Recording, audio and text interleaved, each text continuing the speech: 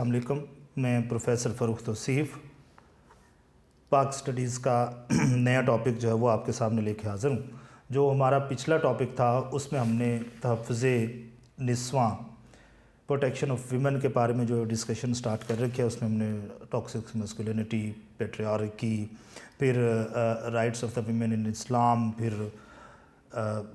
Women's right to work, फिर जो Pakistani women हैं, पाकिस्तानी ख़वातीन हैं, उनके हवाले से डिस्कशन किया और हमने देखा कि पाकिस्तानी ख़वातीन ने जो किस तरह से मुख्तलिफ़ शोबों में अपने जो फ़राइज़ हैं वो सर अंजाम दे रखे हैं, उनका ज़िक्र हम लोगों ने किया था। अच्छा, अब हम लोगों ने जो ज़िक्र करना है वो उस एक्ट का है जो गवर्नमेंट ऑफ पंजाब ने against the violence of women, ख़वातीन के ख़िलाफ़ तशद्दुद जो है उसके ख़िलाफ़ जो कानून पास किया है उसका ज़िक्र हम लोगों ने करना है। ये बिल जो है ये कानून 2010 में पास किया गया और 2016 तक जो है वो इसमें डिफरेंट अमेंडमेंट्स जो हैं वो तब्दीलियाँ इसमें तरामीम जो हैं वो की गई हैं, जिसके हवाले से ज़िक्र हम लोग आहिस्ता आहिस्ता करते चले जाते हैं। अच्छा, सबसे पहली चीज़ जो इस कानून का हिस्सा 2015 में बनाया गया था वो निकाह रजिस्ट्रार के लिए है। वो ऐसा बंदा, वो हजरात जो निकाह रजिस्ट्रार हैं, वो जो निकाह पढ़ाते हैं, निकाह रजिस्टर करवाते हैं, उनके लिए ये हिस्सा जो है वो ख़ुसूसी तौर पर रखा गया था कि निकाह नामे को फ़िल करते हुए, निकाह नामे को पुर करते हुए मुकम्मल निकाह नामे पर मौजूद जो शिकें हैं उनको फ़िल किया जाना ज़रूरी है। हमारे यहाँ पर ये होता है कि जो ख़ुसूसन खुला से रिलेटेड जो चीज़ होती है जो कि ख़वातीन के हक़ में जाता है, वो वाला खाना बिल्कुल खाली छोड़ दिया जाता है या उसको क्रॉस कर दिया जाता है। ये बेसिकली एक बेसिक बुनियादी और एक दीनी हक़ है ख़वातीन का। जैसे मर्द को ये हक़ हासिल है कि अगर ख़ातून के साथ उसका गुजारा नहीं हो रहा तो वो उसको तलाक़ दे सकता है, इसी तरह से अगर ख़ातून ये समझती है कि इस मर्द के साथ मेरा गुजारा मुमकिन नहीं है तो फिर वो ख़ातून मर्द से जो है वो खुला ले सकती है, अलहदगी इख्तियार कर सकती है। ये हक़ उसको दीन ने दिया हुआ है।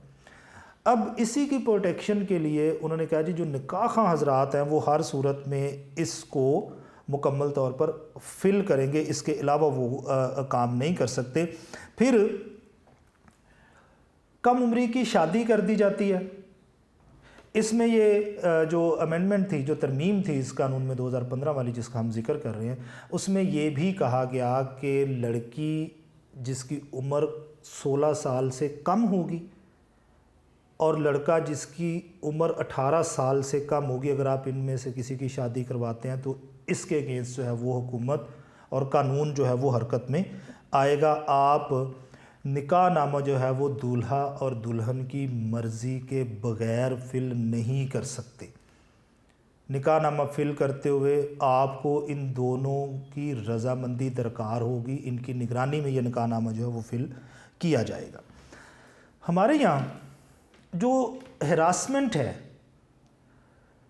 जो ख़वातीन को हरासा किए जाने का मसला है, वो सबसे ज़्यादा वर्क प्लेस पे है।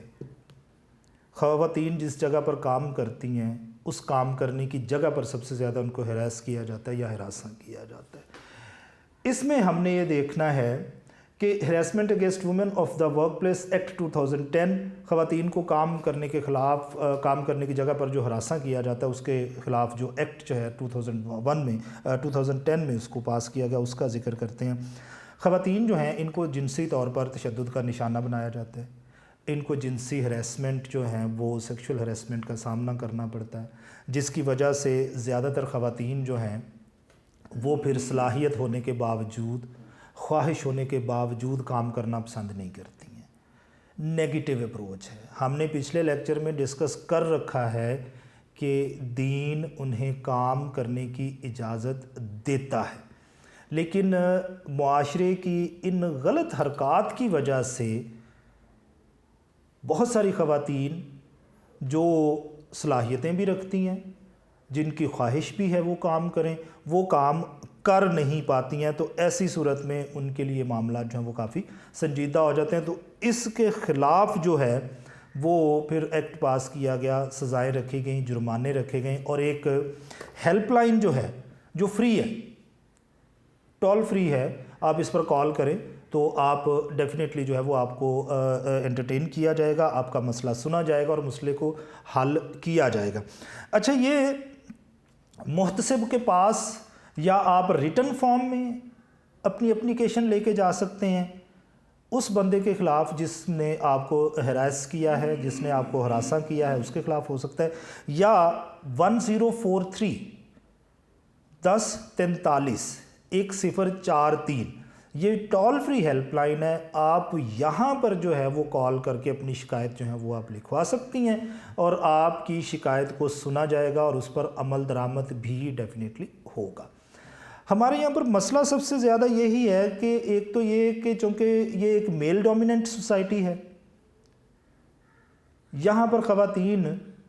अपने साथ होने वाले सलूक को बयान करते हुए भी घबराती हैं बाज़ औक़ात कि अगर बताया जाएगा तो लोग फिर उसको काम करने की इजाज़त नहीं देंगे, इवन उसके घर वाले ही उसे काम करने की इजाज़त नहीं देंगे। लेकिन बहुत सारी ख़वातीन मजबूरी में काम करती हैं,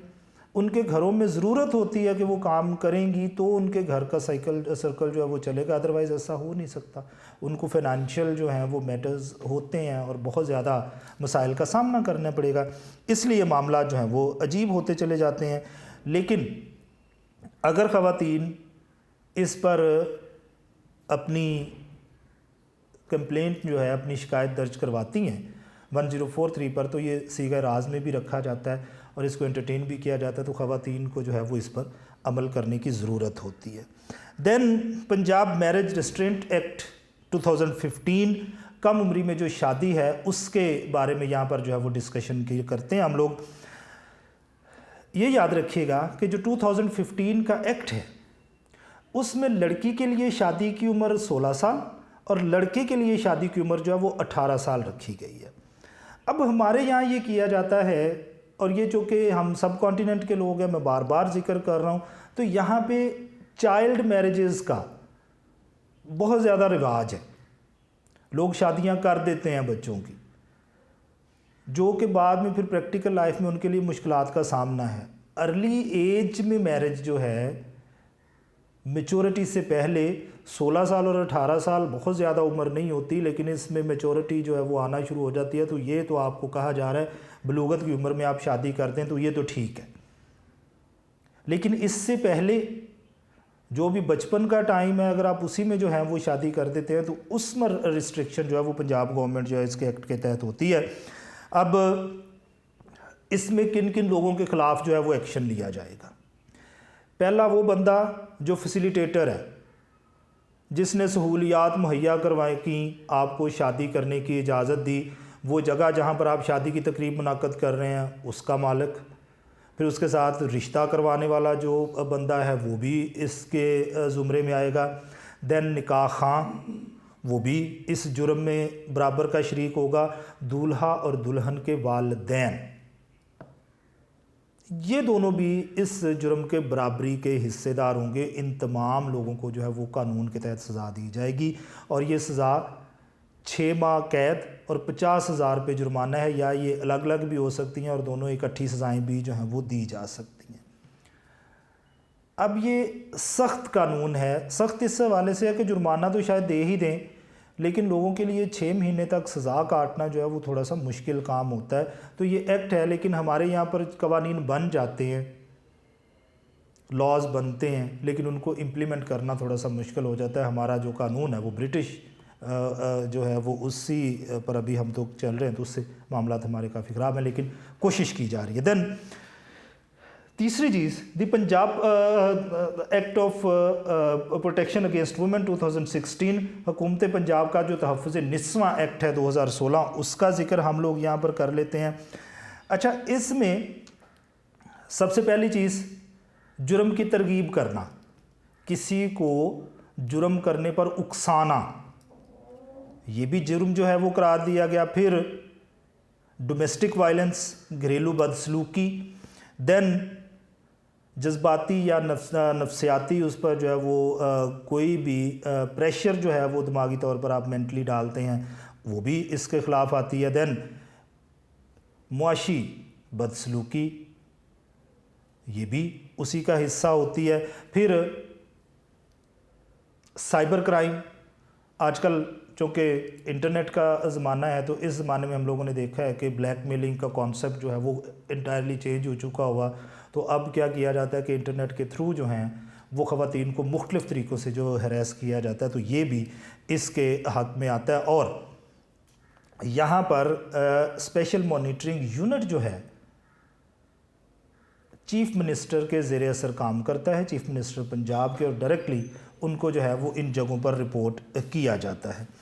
اچھا, اس میں خواتین جو ہیں ان کو طبی سامان پہنچانا, میڈیکل ایڈ دینا, اور اس کے ساتھ ساتھ اگر کسی خاتون کو ڈومیسٹک وائلنس کا سامنا ہے یا اس کو گھر سے نکال دیا جاتا ہے تو دارالامان بنائے گئے ہیں, یا جو خاتون اپنے گھر والوں کے ساتھ نہیں جانا چاہتی ہے اور اس کو اپنی جان کا خطرہ ہے تو اس کے لیے پھر دارالامان جو ہیں وہ بنا دیے گئے ہیں, وہاں تک وہ کام کر سکتی ہیں. یہاں پر ایک موبائل فون نمبر جو میں نے پہلے بتایا تھا 1043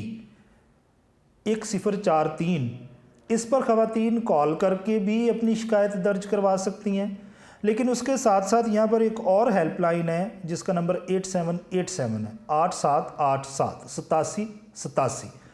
اس پر SMS کے تھرو بھی وہ اپنی شکایت جو ہے وہ درج کروا سکتی ہیں, اور ان کو ڈیفینیٹلی جو ہے وہ انٹرٹین کیا جاتا ہے, ان کی شکایت سنی جاتی ہے اور اس پر عمل درآمد کیا جاتا ہے. لیکن بات یہی ہے کہ خواتین کو انکریجمنٹ کی ضرورت ہے, حوصلہ افزائی کی ضرورت ہے. ان میں اتنا حوصلہ پیدا ہونا چاہیے, معاشرہ یا سوسائٹی ہماری ایسی ہونی چاہیے جو کہ خواتین میں اتنی انکریج جو اتنا حوصلہ پیدا کر دے کہ خواتین اپنا مسئلہ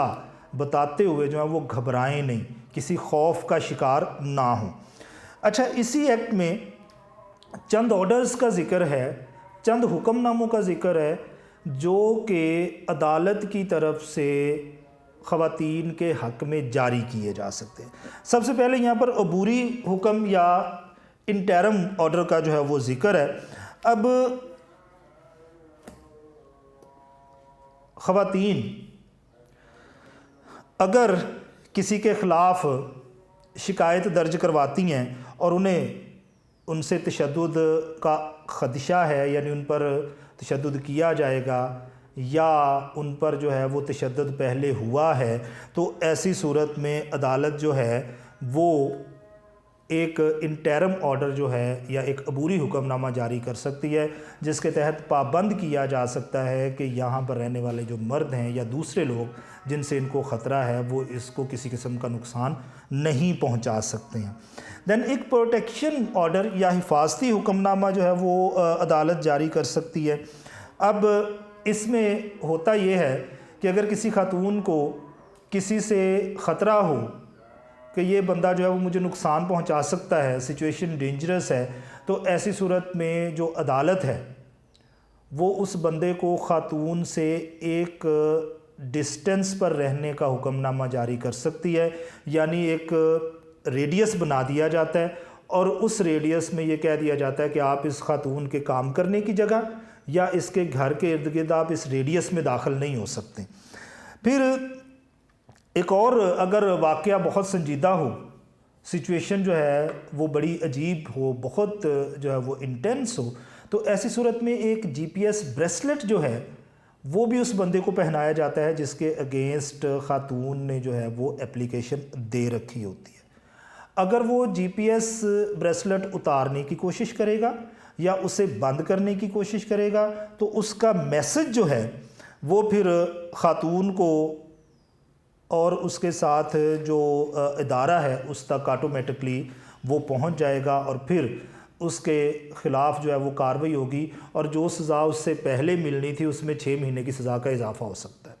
اگر اس بندے کو پہلے سزا 1 سال کی ملنی تھی تو اس حرکت کے بعد اسے یہ سزا جو ہے وہ 1 سال 6 مہینے کی یعنی تقریباً 1.5 سال کی سزا اسے بھگتنا پڑے گی. اب اگر خاتون کو اپنی جان, اپنی مال, اپنی عزت کا خطرہ ہے کسی گھر میں رہتے ہوئے, تو پھر عدالت اس گھر میں رہنے والے جو مرد حضرات ہیں ان کو وہ گھر چھوڑنے کا حکم جاری کر سکتی ہے کہ یہ لوگ اس گھر سے چلے جائیں گے اور واپس اس گھر میں تب تک نہیں آ سکتے جب تک کہ اس مقدمے کا کوئی فیصلہ جو ہے وہ نہیں ہو سکتا. Then the third one, residence order सकूनती हुक्मनामा जो है वो अदालत जारी कर सकती है। अब देखें, खातून पर तशद्दुद हो रहा है लेकिन सारे लोग उसी घर में रह रहे हैं, खातून भी उसी घर में रहे जा रही है, तो ऐसी सूरत में जो मुतासरा खातून है उसके लिए मसाइल बढ़ना शुरू हो जाएंगे। समटाइम्स ये होता है कि खातून को घर से निकाल दिया जाता है और उसके लिए रहने के लिए कोई जगह जो वो मौजूद नहीं होती, तो फिर अदालत क्या करती है कि अदालत खातून के हक़ में एक ऑर्डर जारी करती है, एक हुक्मनामा जारी करती है, और ऑर्डर में ये लिखा होता है कि ये कानून खातून जो है वो इसी घर में रहेगी और अगर इसे किसी किस्म का नुकसान पहुंचता है तो इस घर के रहने वाले लोग जो हैं वो इसकी ज़िम्मेदारी उठाएंगे। दूसरी बात, अगर खातून ये समझती है कि उस घर में दूसरे लोगों के साथ रहते हुए उसकी जान माल इज़्ज़त जो है वो महफूज नहीं है, तो ऐसी सूरत में उसको दारुल अमान भेजने का हुक्मनामा भी अदालत जो है वो जारी कर सकती है। लेकिन अगर खातून दारुल अमान नहीं जाना चाह रही तो उसके लिए एक और ऑर्डर जो है वो जारी किया जा सकता है। एक तो ये कि उस घर में रहने वाले लोगों से ये कहा जा सकता है कि ठीक है, खातून आपके साथ नहीं रहना चाहती तो आप खातून के लिए किसी दूसरी रहाइश का जो है वो बंदोबस्त कर दें, अल्टरनेटिव शेल्टर जो है उसको दे दें, दूसरी रहाइश उसको जो है वो प्रोवाइड किए जाने का हुक्मनामा हो सकता है। एक और ऑर्डर यहाँ पर जो है वो रेजिडेंस ऑर्डर के थ्रू वो जारी कर सकती है हुकूमत, और वो ये कह सकती है कि ये जो मुतासरा खातून है ये जिस जगह पर रिहाइश पजीर होगी यहाँ से जाने के बाद, वहाँ का जो रेंट है, वहाँ का जो किराया है वो आप लोग जो हैं वो पे करेंगे, बाकी लोगों को इस पर जो है वो पाबंद किया जा सकता है। तो ये रेजिडेंस ऑर्डर्स, हुकूमत सकूनती हुक्मनामे जो हैं वो मुख्तलिफ़ किस्म के मैंने आपसे साथ डिस्कस किए हैं, ये अदालत की तरफ से जो है वो जारी किए जा सकते हैं खातून के हक़ में। दैन मॉनेटरी ऑर्डर, माली हुक्म। अब होता ये है कि जब आप किसी के ख़िलाफ़ शिकायत करते हैं तो फिर अदालतों में पैसे लगते हैं, आपके काम का हर्ज होता है, वहाँ पर नुकसान होता है। तो अब ख़वातीन चूँकि अगर अदालतों के चक्कर लगाएंगी, वकील की जो है वो फ़ीसें अदा करेंगी, तो ऐसी सूरत में एक तो वकील को पैसे जा रहे हैं, नुकसान हो रहा है, आने जाने पर उनका एक्सपेंस हो रहा है। दूसरा, जिस जगह पर वो काम कर रही हैं, जहाँ से अर्निंग आ रही है, डेफिनेटली वहाँ पर भी उनके काम का हर्ज होगा, तो उनकी इनकम पर जो है वो इसका फ़र्क पड़ेगा। तो माली हुक्मनामे में मॉनेटरी जो ऑर्डर है उसमें अदालत सबसे पहले ये कह सकती है कि इस खातून के जितने भी अखराजात, जितने भी एक्सपेंस आए हैं इस मामले पर, वो सारे के सारे दूसरे लोग जिनके ख़िलाफ़ ये शिकायत है वो अदा करेंगे। और फिर अगर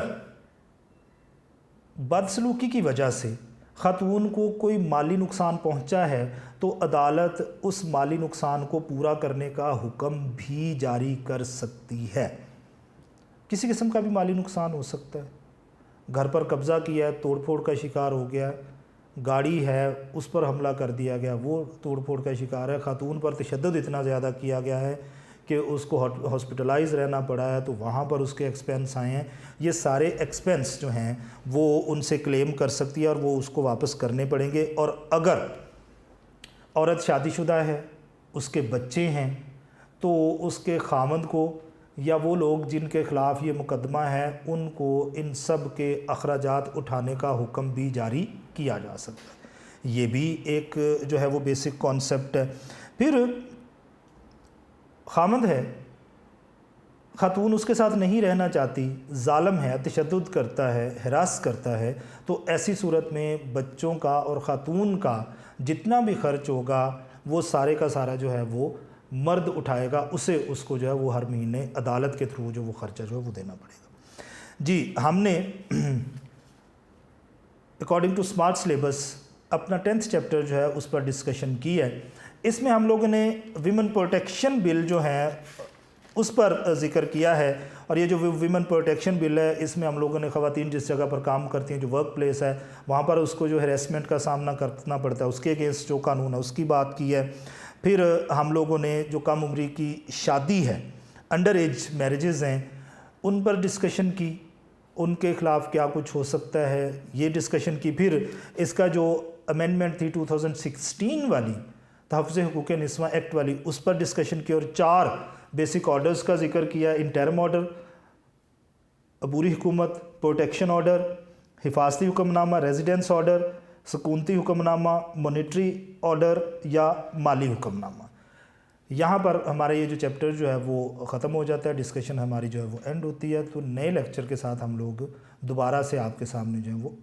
हाजिर होंगे। तब तक के लिए अल्लाह हाफ़िज़।